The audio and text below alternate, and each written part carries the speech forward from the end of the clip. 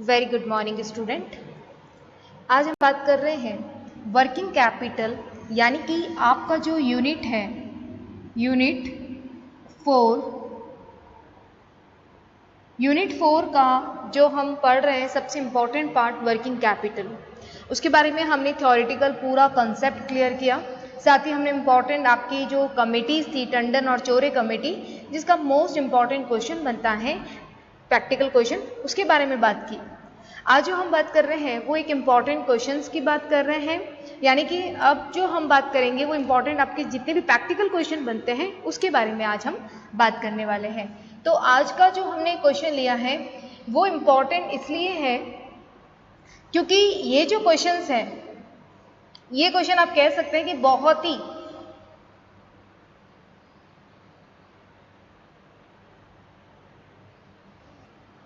आज का जो हमारा ये question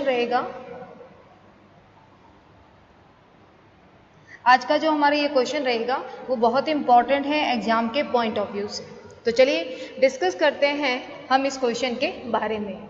from the following information from the books of manufacturing company calculate the operational circle period and working capital requirement.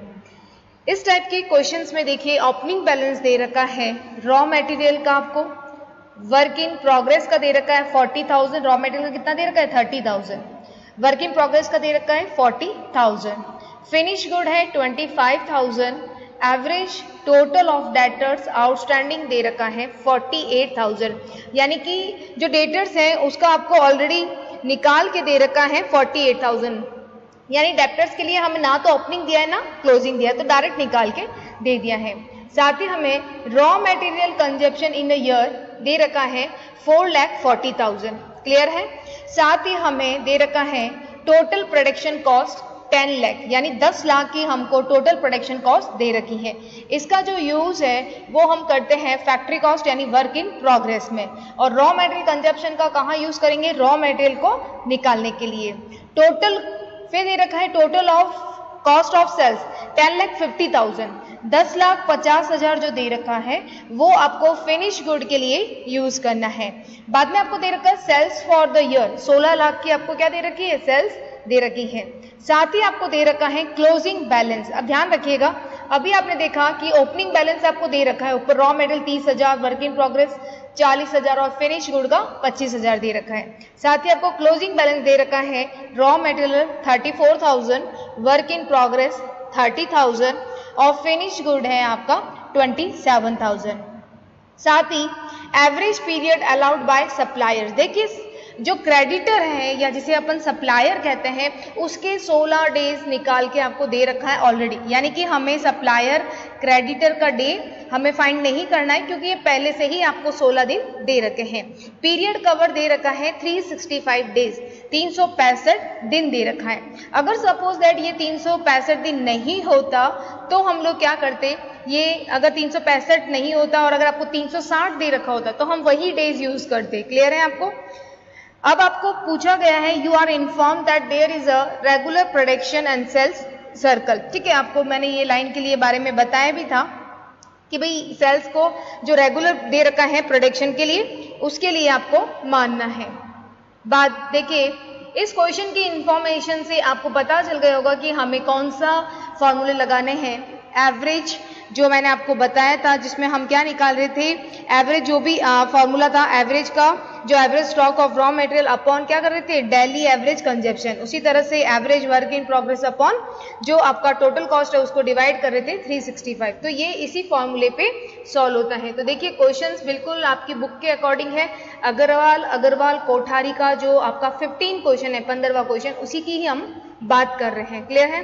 और ये इंपॉर्टेंट भी है, 2013 में ये क्वेश्चन आ चुका है, तो आपको देखना है ये कितना इंपॉर्टेंट है। चलिए इसको सॉल्व करते हैं कि इसको कैसे करने वाले हम लोग। देखिए सबसे पहले हम लोग इसके बारे में लिखेंगे जो हमारा सबसे पहला स्टेटमेंट बनेगा।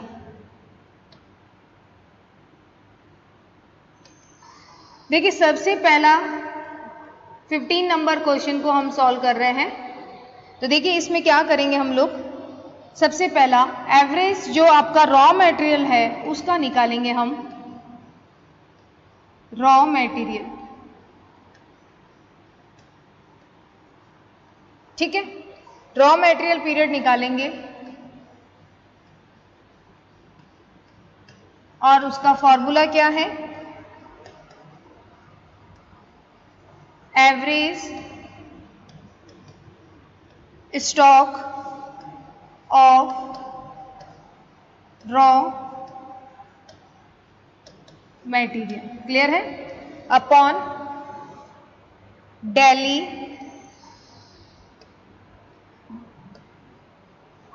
Average consumption.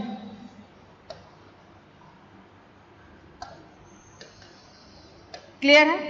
एवरेज को निकालने के लिए हमारे पास में ओपनिंग स्टॉक भी है प्लस क्लोजिंग स्टॉक भी है, क्लियर है।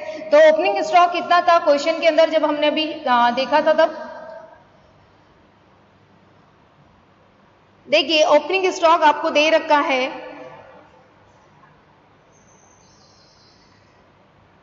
30,000 दे रखा है ओपनिंग स्टॉक, ठीक है, रॉ मटेरियल का, और क्लोजिंग स्टॉक कितना है 34,000, क्लियर। तो यहां हम लिख देंगे 30,000 प्लस 34,000, और इसका कंजप्शन कितना दे रखा था, इसका कंजप्शन का जो टाइम पीरियड है वो हमें दे रखा था, इसको डिवाइड करेंगे 2 से, ठीक है, क्योंकि opening plus closing upon 2, clear है। साथ ही हमें क्या निकालना है, इसका जब हम अपॉन करेंगे और साथ ही हमें क्या निकालना है, डेली एवरेज वाला, तो इसके लिए क्या हो जाएगा, 4,40,000 आपको दे रखा था, हमें इसको डेली बेस पे निकालना है, तो डिवाइड किससे करेंगे, 365 से।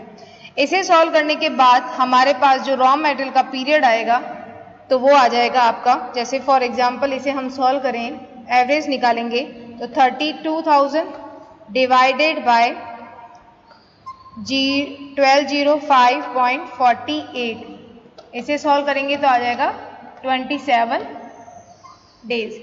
ध्यान रखिएगा रॉ मटेरियल का फॉर्मूला क्या है, average stock of raw material upon daily average consumption. Average को निकालने का फॉर्मूला क्या है, opening stock plus closing stock, clear है आपको। साथ ही साथ हमने यहाँ पे जो एवरेज आपको दे रखी थी कंजप्शन का, ठीक है, रॉ मटेरियल का जो कंजप्शन दे रखा था उसको हमें किस बेस पे निकालना था, उसको हमको बेस निकालना था डेली बेस पे, तो 365 से हम क्या करेंगे, अपॉन करेंगे। जब एवरेज निकाला स्टॉक आ गया 32,000, और अपॉन जब 4,40,000 को हम डिवाइड करते हैं 365 से, तो ये हमारे पास आता है 1205, यानी कि 1205। सेकेंड हम बात कर लेते हैं, क्या निकलेगा, वर्क इन प्रोग्रेस का। वर्क इन प्रोग्रेस का फॉर्मूला क्या हो जाएगा, वही ओपनिंग स्टॉक करेंगे आप, ओपनिंग स्टॉक प्लस जो आपका क्लोजिंग स्टॉक रहेगा,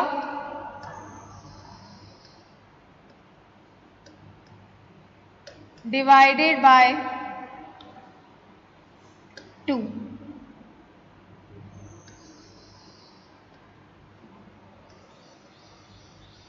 डिवाइड क्या लिखेंगे, टोटल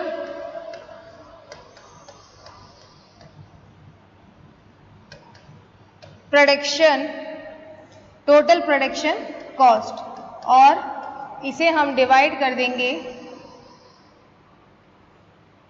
किससे, 365 से, क्लियर। ये निकल जाएगा हमारा average stock of work in progress, ठीक है, और अपॉन हमें डेली बेस पे टोटल कॉस्ट प्रोडक्शन निकालनी है, जो प्रोडक्शन कॉस्ट है। क्वेश्चन में आपको कितना दे रखा था, क्वेश्चन में देखिए जो आपको ओपनिंग बैलेंस दे रखा था वर्क इन प्रोग्रेस का 40,000, क्लियर है, ये 40,000। साथ ही साथ आपको दे रखा है क्लोजिंग बैलेंस कितना दे रखा है, 30,000, ठीक है, और हमें टोटल प्रोडक्शन कॉस्ट कितनी दे रखी है, 10 लाख। तो 40,000 हो जाएगा वर्क इन प्रोग्रेस का opening balance, plus closing stock हो जाएगा 30,000 और डिवाइडेड बाय 10 लाख, क्योंकि ये 10 लाख आपको दे रखी है टोटल कॉस्ट प्रोडक्शन की, क्लियर है आपको। तो चलिए क्या था हमारे पास में, सबसे पहला 40,000 opening balance of work in progress plus closing stock of work in progress 30,000 और डिवाइडेड बाय 2, क्योंकि हमें एवरेज निकालना है। टोटल प्रोडक्शन कॉस्ट कितनी दे रखी है आपको? 10 लाख दे रखा है। कितना दे रखा है? 10 लाख। डिवाइडेड हमें निकालना है डेली बेस पे, तो ये हो जाएगा 365। क्लियर है? एवरेज जब आप निकालेंगे तब 40,000, ये 70,000 डिवाइडेड बाय 2, तो ये हो जाएगा 35,000। क्लियर? जब 10 लाख में आप इसको 365 को डिवाइड करोगे तो ये आ जाएगा 2739.73। इसे सॉल्व करेंगे तो हमारे पास आ जाएगा 30 डेज। क्लियर है आपको? तो ये हमारा निकल गया है वर्क इन प्रोग्रेस का। क्लियर है? नेक्स्ट हम बात कर लेते हैं कि हमारा नेक्स्ट निकालना है फिनिश गुड का। क्लियर है? तो देखिए फिनिश गुड का थर्ड हमारा निकल जाएगा।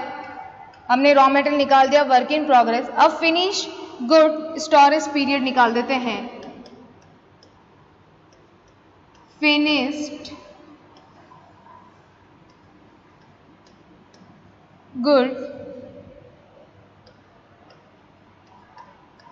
ध्यान रखिए 15 नंबर में अगर ये क्वेश्चन आता है तो हम इसे सॉल्व करते हैं, क्योंकि 15 नंबर में ही इतना बड़ा क्वेश्चन मोस्टली आपके बनता है। 7 मार्क्स में ये क्वेश्चन नहीं बनता है। वही आप बिल्कुल फॉर्मूले बार बार लिखेंगे तब आपको बहुत अच्छे से याद हो जाएगा। ओपनिंग स्टॉक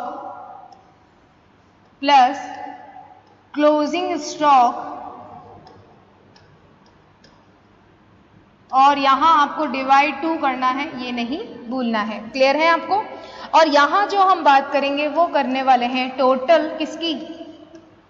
सेल्स की, कि कितना फिनिश गुड आपका तैयार हो गया है। टोटल कॉस्ट ऑफ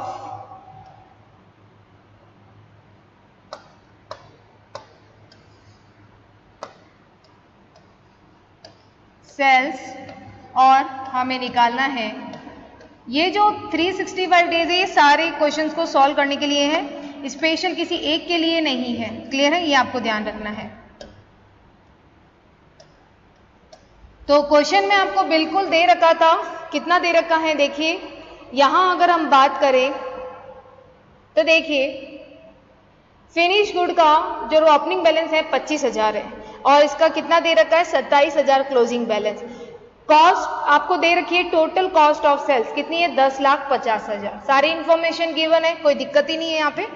तो लिख देंगे हम लोग पहले opening balance 25,000 plus 27,000 closing divided 2। Total cost of sales दे रखा है 10,50,000 डिवाइडेड बाय 365। इसे सॉल्व करेंगे तो हमें मिल जाएगा, हमारा आंसर क्या मिल जाएगा? एवरेज कितना निकला है? 26,000, 25,000 प्लस 27,000 डिवाइडेड बाय 2 तो 26,000। क्लियर है? साथ ही जब हम इसे निकालेंगे तो वो हमारा आंसर आ जाएगा 10,50,000 डिवाइडेड बाय 365। तो ये आ जाएगा आपको 2876.7। क्लियर? और ये हमारा आंसर आ जाएगा 9 डेज। क्लियर? ये 9 दिन आ जाएंगे आपको फिनिश गुड का। क्लियर? अब हम बात करते हैं नेक्स्ट, हमें डेटर्स की इंफॉर्मेशन दे रखी थी। देखिए अगर हम बात करें डेटर्स के बारे में तो हमको एवरेज नहीं निकालना है। क्यों नहीं निकालना है? क्योंकि एवरेज क्वेश्चन में हमें गिवन था। क्लियर है? ठीक है, एवरेज देखिए आपको दे रखा है average total of debtors 48,000। Clear? Sales आपको दे रखी है 16 लाख, तो आराम से हम निकाल सकते हैं। लेकिन आपको फिर भी यहां पे क्या लिखना है? फॉर्मूला। ठीक है,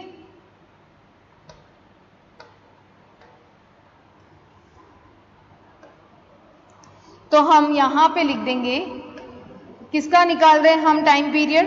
डेप्टर्स का। तो डेप्टर्स कलेक्शन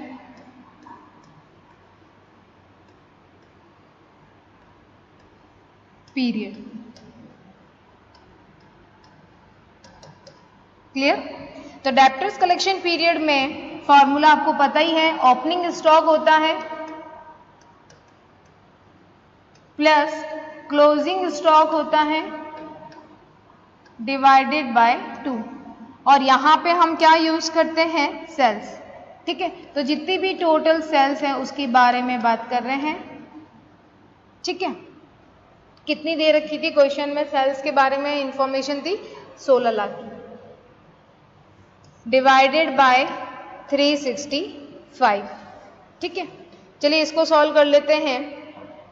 हमको डायरेक्ट दे रखा है यहाँ पे एवरेज, कह सकते हैं एवरेज डेप्टर्स के बारे में, तो हम लिख देंगे यहाँ पे एवरेज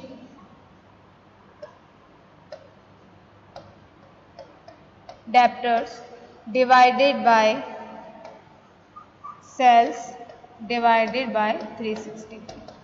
डेप्टर्स आपको कितना दे रखा है क्वेश्चन में, वो दे रखा है 48,000 और सेल्स कितनी है 16 लाख।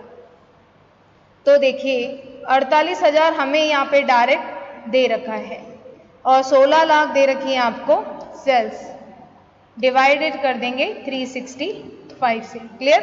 तो ये आपका आंसर आ जाएगा 11 डेज। ध्यान रखिएगा, अगर बाय चांस यहाँ पे आपको नहीं दे रखा होता, ओपनिंग ये एवरेज नहीं निकाल के दिया होता, डायरेक्ट नहीं होता, तो हमें यही ओपनिंग स्टॉक क्लोजिंग स्टॉक जरूर दे रखा होता, तो हमें इसको सॉल्व करते। क्लियर? अब हमारे पास में जो क्रेडिटर थे, उन क्रेडिटर का डेज आप देखिए क्वेश्चन में डायरेक्ट आपको दे रखा है 16 दिन, तो हमें निकालने की आवश्यकता नहीं है। हमें यहाँ पे क्या निकालना है, प्रोडक्शन डेज निकालना है, कोई दिक्कत ही नहीं है इसमें, तो हम इसको निकाल सकते हैं। ठीक है, चलिए तो अब हमारा जो ओपनिंग सर्कल पीरियड बनेगा, अब हमारा स्टेप क्या रहेगा,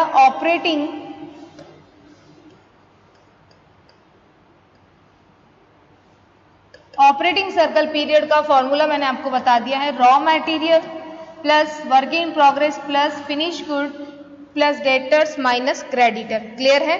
डेज हमें पता है कि हमने रॉ मटेरियल का कितना निकाला था, ठीक है, कितना आया था 27 डेज। क्लियर है? 27 दिन रॉ मटेरियल के सॉल्व किए, वर्क इन प्रोग्रेस का आपका आया 13 दिन, फिनिश गुड का 9 डेज, और जो डेप्टर्स थे उनका आ गया था आपका 11 डेज। तो देखिए लिखते हैं हम लोग 27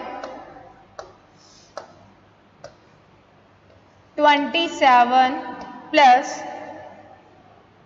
13 days plus 9 days plus 11 days, और क्वेश्चन में क्रेडिटर का कितना दे रखा था, क्रेडिटर को हमें दे रखा है 16 दिन, कोई दिक्कत ही नहीं है, माइनस कर देंगे 16 दिन। ठीक है, अब इसे 27 प्लस 13 प्लस 9 प्लस 11 माइनस 16 करेंगे, तो ये हमारे पास डे आ जाएगा 44 डेज। कोई दिक्कत नहीं है, ये हमारा एक सॉल्व हो गया है।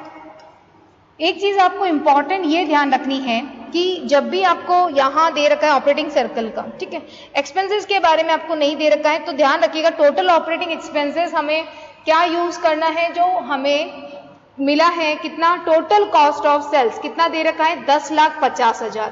ध्यान रखिएगा 10,50,000 को ही हम ऑपरेटिंग एक्सपेंसेस मानेंगे।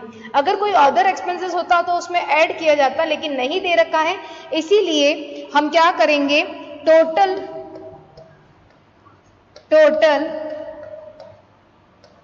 इस क्वेश्चन में जो सबसे इंपॉर्टेंट बात यही है कि हम ऑपरेटिंग जो आपका एक्सपेंसेस है वो किसे मानेंगे, जो टोटल कॉस्ट ऑफ सेल्स दे रखी होगी।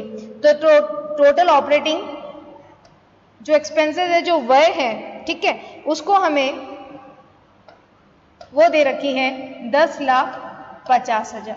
अगर बाय चांस इसी में कुछ एक्सपेंसेस दे रखे होते तो हम इसमें ऐड करते, लेकिन कुछ भी इंफॉर्मेशन नहीं है क्वेश्चन में, तो 10,50,000 आपको ऑपरेटिंग एक्सपेंसेस को मानना है। क्लियर है? ये मिल गया। तीसरा हमें पता है, हमें निकालना होता है number of operating circle. Clear? और नंबर ऑफ ऑपरेटिंग सर्कल को निकालेंगे कैसे, 365 क्वेश्चन कह रहा है कि आपको साल के दिन 365 मानने हैं। ठीक है, 44 डेज हमारा आ गया है, 44 डेज। ठीक है, तो इसमें हमारा जो सर्कल आ जाएगा 365 ऊपर लिखना है, 44 डेज जो आपके ऑपरेटिंग सर्कल टाइम पीरियड है वो लिखना है। क्लियर है? इसको लिखने के बाद हमारा आंसर आएगा 8.5। क्लियर? अब हम वर्किंग कैपिटल को कैसे निकालेंगे? वर्किंग